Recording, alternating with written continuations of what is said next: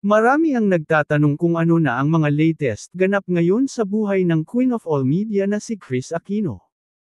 Pagkatapos kasi niyang ibalita last year na magbabalik na siya sa telebisyon, at gagawa uli ng show sa ABS-CBN, ay wala nang narinig uli mula sa kanya ang madlang people. Kahit nitong nagdaang Pasko at Bagong Taon ay hindi nagparamdam ang TV host-actress sa social media, kaya naman hindi may aalis na mamiss uli siya ng kanyang mga loyal supporters.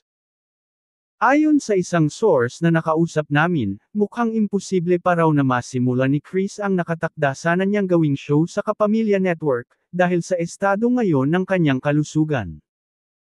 Baka raw kapag itinuloy ang naturang proyekto, ay makasama lamang sa kanyang kondisyon, kaya posibleng maantala muna ito at hindi pa rin sure kung kakayanin na ni Kris ang demand ng pagsabak uli sa telebisyon. Base kasi sa mga lumabas na mga larawan ni Kris sa social media, tila mas bumagsak pa ang katawan nito, kaya tingin ng karamihan, ay mas lumala pa ang kalagayan niya. Samantala, nag-share naman uli sa Facebook ang confidante ng aktres na si Kuya Dindo Balares, tungkol sa kalagayan ng nanay nina Joshua at Bimbi. Kalakip nito ang throwback photo ni Kris na kuha raw niya noong 2019. Natatambakan ako ng inbox messages ng loyal followers na nakakamiss kay Kris Aquino, at ng kahit na konting updates tungkol sa kanya, simulang pagbabahagi ng dating tabloid entertainment editor.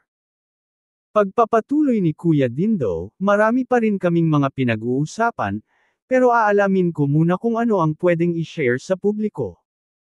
May laging bilin si Chrissy, ayaw niyang nakakadagdag pa ng mga alalahanin sa ibang tao.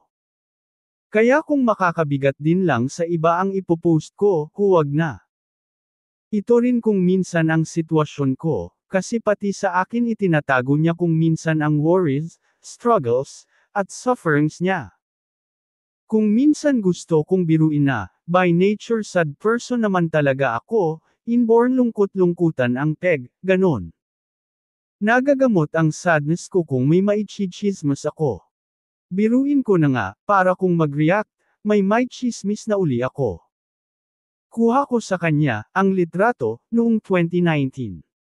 Nadatnan kong umiinom ng milk, may konting kape, at malalim ang iniisip, ang buong post ni Kuya Dindo.